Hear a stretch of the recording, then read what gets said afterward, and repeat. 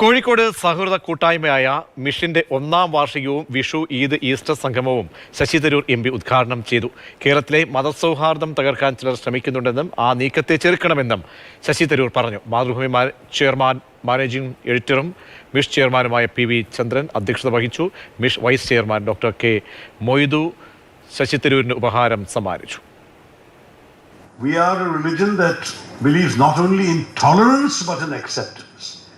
Tolerance is a very patronizing idea. The tolerant king is saying, I have the truth, you are in error, I will nonetheless indulge you in your right to be wrong. അത്രയും tolerance കേരളത്തിൻ്റെ എല്ലാ വിധത്തിലത്തെയും ഈ മതസൗഹാർദ്ദത്തെക്കുറിച്ച് സംസാരിക്കുമ്പോൾ വെറും ഒരു മുദ്രാവാക്യമല്ല, വെറും ഒരു empty ക്ലീഷയല്ല. എല്ലാ വിധത്തിലും ഒരു സംശയവും വേണ്ട, നമുക്ക് നമ്മുടെ ആത്മാവിൻ്റെ ഒരു DNA തന്നെ പെട്ട ഒരു മതസൗഹാർദ്ദമാണ്.